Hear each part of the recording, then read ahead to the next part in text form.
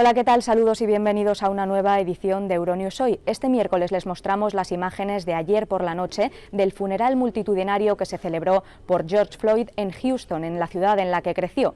Empezamos con estos titulares y las noticias más importantes de la jornada. Estados Unidos despide a George Floyd en un funeral contra el racismo. Suecia da por cerrado el caso Olof Palme 34 años después del asesinato del primer ministro. El fiscal da por buena la teoría de que el culpable fue un hombre muerto hace 2 décadas. Los líderes europeos reconocen que no han estado a la altura durante la crisis y proponen coordinar esfuerzos para plantar cara de forma común a una próxima pandemia. Perú sigue sin oxígeno para sus enfermos y supera los 200.000 contagios por COVID-19. Chile registra un descenso de muertes poco fiable. Estados Unidos despide a George Floyd en un funeral contra el racismo. Familiares, amigos, líderes sociales, músicos asistieron este martes en Houston al funeral del afroamericano muerto en Minneapolis a manos de la policía. Emotividad desbordada, rezos, panegíricos, emotivas canciones en donde se recordó su figura, se pidió justicia y un cambio en la sociedad para acabar con el racismo. No tenemos gente que sobre en nuestra comunidad. George Floyd no era prescindible, por eso estamos aquí. Yo sí puedo respirar, dijo una sobrina de Floyd. Sin justicia no puede haber paz. A diferencia de la mayoría, ustedes tienen que llorar en público. Y es un pesar. Un pesar que ahora es su propósito de cambiar el mundo para mejor, en nombre de George Floyd. Dentro, el lamento. Fuera, continuaron las protestas por su muerte.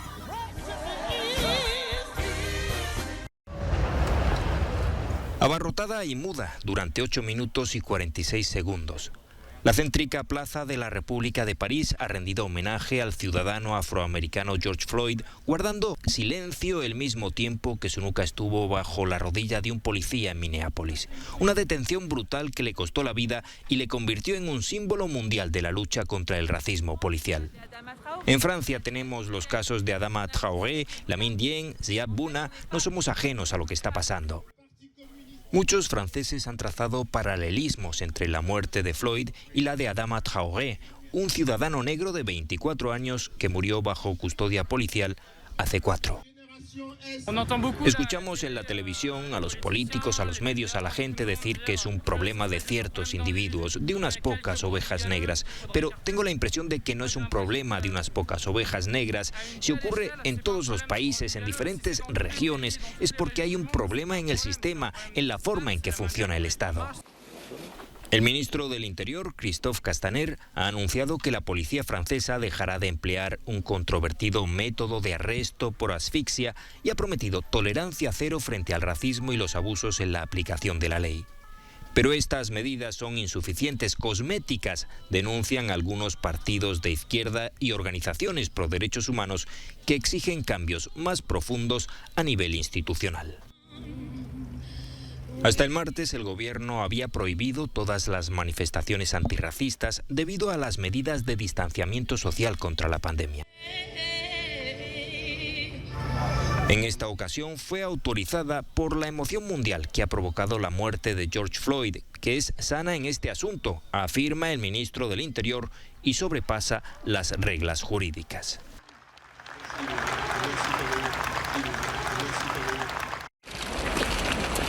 Suecia da por cerrado uno de los capítulos más oscuros y polémicos de su historia, el asesinato del primer ministro Olof Palme, abatido una fría noche de febrero de 1986 en el centro de Estocolmo, cuando volvía del cine con su mujer.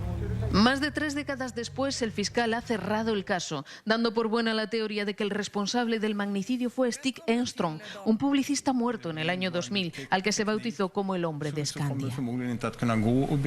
El fiscal jefe reconoce su impotencia. Han pasado más de 34 años desde el asesinato y varios testigos han muerto o son muy viejos, dice.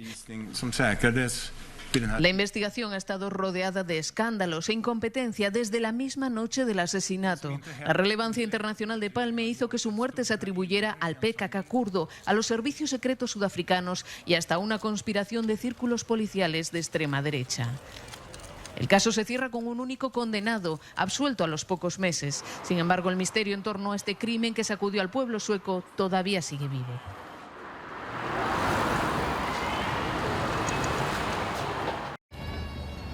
Los líderes de la Unión Europea entonan el mea culpa. En una carta conjunta, el presidente francés Emmanuel Macron, la canciller alemana Angela Merkel, junto a otros mandatarios como el español Pedro Sánchez, reconocen que el bloque comunitario no ha estado a la altura en la lucha contra la pandemia de COVID, que ha dejado solo en la UE más de 184.000 muertos. Por eso proponen a la presidenta de la Comisión que Europa se prepare desde ya para una próxima pandemia a través de una mayor coordinación. Entre las medidas propuestas, un acceso a bases de datos compartidas, la contratación europea de suministros básicos o incluso el impulso de la producción de este tipo de materiales dentro de la Unión. Por lo pronto, el rostro de los españoles seguirá cubierto por una mascarilla durante un tiempo indefinido. El Gobierno ha impuesto la mascarilla obligatoria en todas las situaciones en las que no se pueda mantener una distancia de 1,5 metros. Los infractores se arriesgan a una multa de 100 euros. Entre tanto, la Organización Mundial de la Salud trata de resolver el desaguisado. La experta de la OMS, que insinuó que era poco probable que los asintomáticos contagiaran, rectifica ahora y atribuye todo a un malentendido. Un malentendido que el escéptico presidente Jair Bolsonaro utilizó como prueba de que Brasil debía reabrir. Tras 4 días sin datos oficiales sobre la COVID, lo que generó una gran polémica, el Gobierno de Brasil ha vuelto a publicar cifras forzado por el Tribunal Supremo. Cifras que confirman el avance vertiginoso de la pandemia, que ha dejado ya más de 38.000 muertos y cerca de 740.000 casos. Prueba de que la crisis mundial está lejos de haber terminado, las autoridades de Nueva Delhi esperan que los casos en la capital india se multipliquen por 20 hasta superar el 500.000 en las próximas semanas. India, que impuso un drástico confinamiento, está suavizando el bloqueo para limitar el devastador golpe económico, pese a que la pandemia sigue avanzando con fuerza en el segundo país más poblado del mundo.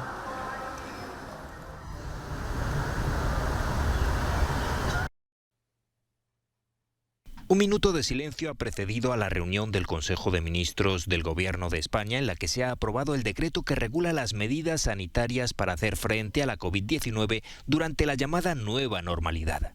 Tal y como ha explicado al término de la cita el titular de la cartera de Sanidad, Salvador Illa, la normativa estará vigente hasta que haya una terapia efectiva y el Ejecutivo declare que la crisis ha concluido. En primer lugar, una serie de medidas de prevención e higiene. Quiero destacar aquí el uso obligatorio de mascarilla, de los términos que ustedes ya conocen, siempre que no se puede mantener una distancia de 1,5 metros. Se establece también que los centros residenciales de personas mayores deben de estar coordinadas con los centros de los recursos sanitarios de su comunidad autónoma, del territorio en el que se ubican, y deben de tener preparados planes de contingencias para hacer frente a eventuales rebrotes del COVID. En resumen, España tendrá que aprender a convivir con las mascarillas y muchas restricciones ligadas al distanciamiento social más allá del 21 de junio, cuando acaba la última prórroga del estado de alarma. La prevención y los planes de contención estarán muy presentes en la vida cotidiana hasta que se derrote a la peor pandemia que se recuerda en más de 100 años. Son imágenes que recorren la geografía española durante esta época. De marzo a octubre, los feriantes tienen su temporada, pero el coronavirus ha provocado que este año las atracciones permanezcan cerradas. En el negocio trabajan unas 200.000 personas y cerca de 32.000 familias, para las que en muchos casos supone la única fuente de ingresos. Javier no tiene ahora otro trabajo más que mantener una instalación que habitualmente recorre muchos pueblos durante las fiestas. Mis padres, que tienen contratados pues a mí, a mi hermano y a mi hermana, pues claro, ellos en el trabajo pues no nos pueden dar de alta y no nos pueden contratar. Yo voy subsistiendo pues porque yo, donde vivo en Mérida, pues el alcalde del pueblo, por dentro de lo que cabe, como sabe que soy familia numerosa y que no me están dando ninguna ayuda, pues me lleva comida, me lleva verduras y me han dado tickets para comprar en los Mercadona. Esta semana, los feriantes madrileños convocaron una manifestación para pedir al gobierno una mesa de negociación. Algunos han tenido que buscar otro trabajo, para otros la situación es límite. Estamos ya muchos yendo a Cáritas, estamos cayendo en depresiones, al borde del suicidio. ¿Qué van a esperar? ¿A que nos suicidemos alguno? Y es cuando nos van a hacer caso. En este despacho de abogados buscan una solución junto a representantes de los feriantes. Hola, Fernando. A la espera de poder encontrar un interlocutor, el objetivo es conseguir una bajada de impuestos y el acceso a créditos en buenas condiciones, pero sobre todo hay una voluntad. Queremos trabajar y si no nos dejan trabajar nos tienen que ayudar. Somos muchas familias los que dependemos de esto. El que tiene un bar pues les han dado una solución, el que tiene una farmacia les han dado una solución. De mejor o peor van a poder empezar a trabajar. Nosotros no aparecemos en los planes de desescalada. En caso de que el Ejecutivo no atienda sus demandas, se prevé una multitudinaria manifestación en Madrid con trabajadores llegados de toda España. Mientras las atracciones permanecen paradas en sitios como este, los feriantes españoles han creado una asociación a nivel nacional para tener más fuerza y que el gobierno atienda sus demandas. El objetivo es también llegar hasta Bruselas para presionar a la Unión Europea e incluso unir a diferentes grupos de empresarios de todo el continente que se dedican a la misma actividad. Desde Madrid, Carlos Marlasca para Euronews. Dejaron de atender embarazos para centrarse en la lucha contra el coronavirus. Así es como reaccionaron los principales hospitales en la ciudad española de Barcelona ante la pandemia de la COVID-19. Por ese motivo, el Hospital Sant Joan de Déu asumió el trabajo de otros hospitales, duplicando su asistencia en partos e implementando el alta precoz de 12 a 24 horas para mantener a los pacientes el menor tiempo posible en el centro. También hicieron pruebas de detección del virus a cada paciente, crearon áreas exclusivas para embarazadas con coronavirus, se limitaron las visitas y se implementó una mejor organización entre los equipos médicos. Algunos de estos cambios perdurarán en un futuro. Yo creo que la población, pues el tema del teletrabajo, ¿no? La teleasistencia, el uso de mascarillas, higiene de manos, todo eso tiene que quedar un poquito en la memoria de la población para saber reaccionar en futuros casos como este. Una de las preocupaciones es la ansiedad de las mujeres antes del parto. Por ese motivo, desde el hospital han cambiado todos sus protocolos, particularmente cuando la madre da positivo en el test del coronavirus. Ahora, tras la experiencia de la crisis sanitaria, el hospital prevé tranquilizar a las mujeres embarazadas, adaptando las futuras relaciones con los pacientes a entornos todavía más seguros. La mayoría de estudios siguen reforzando que la transmisión más frecuente es la horizontal, es decir, cuando el bebé ya ha nacido y la transmisión es mediante el contacto de la madre con su recién nacido, a través de las gotitas de la saliva o con el contacto físico. Los médicos extreman las medidas de seguridad, como por ejemplo llevar una mascarilla, principalmente a la hora de mamar, cuando los dos pacientes son cuidadosamente desinfectados y protegidos. A pesar de la protección, se ha transmitido el virus a recién nacidos, pero sin ningún caso de riesgo. Ahora, el equipo médico continuará usando las nuevas tecnologías y los nuevos protocolos para seguir mejorando la atención sanitaria, con la previsión de un rebrote del coronavirus en octubre con la mitad de intensidad. Gerard Escache en Barcelona para Euronews. Nosotros estamos desde aquí desde las 9 de la noche del día de ayer, ya haciendo la cola para poder obtener el oxígeno. Colas que son reflejo de la desesperación de muchas familias peruanas que están dispuestas a soportar y a pagar lo que sea, hasta 10 veces su precio normal, por conseguir bombonas de oxígeno que mantengan con vida a sus familiares enfermos de COVID-19. Mi papá está hospitalizado, nos llaman todos los días, nos dicen que mi papá poco a poco está mejorando, que su cuerpo está evolucionando y esperemos que siga mejorando. Con el paso de los días, mi papá ya cumplió hoy día 2 semanas. El oxígeno escasea en los hospitales peruanos desde hace semanas y algunas compañías privadas están haciendo el agosto, algunas incluso violando la ley y vendiendo oxígeno industrial como medicinal, por lo que han sido clausuradas. El gobierno de Martín Vizcarra trata de acelerar una compra pública que garantice el suministro, pero el flujo de ingresos de personas con problemas respiratorios es constante. El número de contagiados por el coronavirus ha superado la barrera de los 200.000 en Perú y el de fallecidos se acerca a los 5.800. Perú es el segundo país más afectado de la región, a pesar de ser el primero en decretar un confinamiento absoluto. La situación no es muy distinta en Chile, aunque el pasado martes registró un notable descenso en el número de víctimas diarias, solo 19 frente a casi un centenar anotado en los días previos. Las autoridades advierten de que los datos pueden estar distorsionados por los retrasos en la inscripción de fallecidos en el registro civil. De hecho, el número de contagios sigue aumentando. Ya son casi 143.000 y el de fallecidos ronda los 2.300. En Santiago, la capital, un impresionante despliegue de las fuerzas del orden trata de evitar que se viole la cuarentena. No se descarta ahora que se prorrogue este mismo miércoles el confinamiento absoluto que debía concluir el próximo viernes. La Organización Panamericana de la Salud teme que la situación se agrave en Latinoamérica debido a la temporada de huracanes y en el sur en concreto por la llegada del invierno. En lo más profundo de la selva del Amazonas y en el punto más recóndito de Colombia, los indios viven su particular hecatombe. Podría pensarse que la lejanía con la civilización les mantiene a salvo de la pandemia de COVID, pero la realidad es diametralmente distinta. Su vecindad con Brasil, el mayor foco de virus en Latinoamérica, ha abierto un corredor de contagio, convirtiendo a esta región en la más golpeada de Colombia, con 30 casos de COVID por cada 100.000 habitantes. La mayor tragedia para estos pueblos, perder el enclave vital que para ellos suponen los ancianos. Si ellos llegan a terminarse acá en nuestro departamento, obviamente que nosotros quedaríamos, digamos, con nuestros jóvenes que para el futuro no conocerían nada de nuestra cultura, de nuestros usos y costumbres, porque si perdemos a nuestros abuelos, quedaríamos, digamos, sin ningún líder, digamos, que estaría al frente de nosotros para orientarnos. En Leticia no hay agua corriente ni conexión por carretera con el resto de Colombia. Por supuesto, tampoco hay laboratorios para procesar test.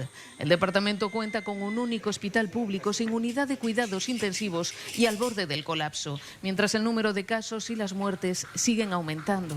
La población ve de cerca el peligro y se adapta al inédito uso de mascarillas en pueblos de la selva. Nosotros no estábamos acostumbrados, digamos, a usar esos elementos, pero ya que la pandemia está atravesando acá, digamos, en el mundo entero, y con las ayudas que nos dan por lo poquito que tenemos, pues nos tenemos que someter a eso. Leticia está en un cruce fronterizo, en la esquina más alejada de Bogotá, pero a tiro de piedra de la brasileña Tabatinga y la peruana Santa Rosa. 5 de los primeros 10 casos registrados fueron importados precisamente desde Brasil. Aquí el 58% de la población es originaria. Según la Organización Nacional Indígena, debido a la pandemia, estos pueblos están ahora en riesgo de extinción. Más de 1 millar de trabajadores de Nissan se manifestaron este martes por la noche en Barcelona contra el cierre de las 3 plantas del constructor japonés en Cataluña. ¡No se cierra! ¡Nissan no se cierra! Unas plantas en las que trabajan 3.000 personas, pero que generan de forma indirecta 25.000 puestos de trabajo. Nissan insiste en que la clausura es inevitable. Que sabemos que es difícil revocar la situación, cada día mucho más complicado. Pero no vamos a perder la esperanza. Nos van a seguir viendo todo el tiempo que haga falta para demostrarles lo que he dicho, que estamos vivos. Que al final puede que perdamos los empleos, puede que no podamos recolocar todos, pero que no nos van a quitar nuestra dignidad. Los manifestantes portaron 3 féretros con los nombres de directivos del constructor automovilístico y muñecos en su interior, a los que prendieron fuego al final de la marcha.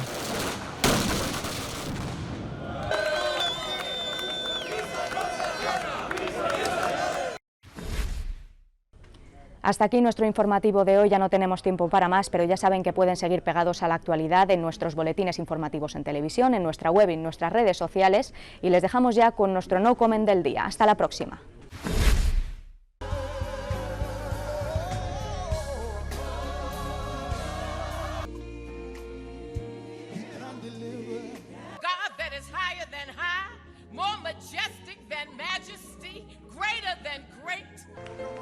Say amen.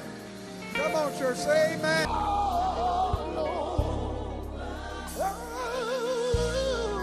I shall see his face.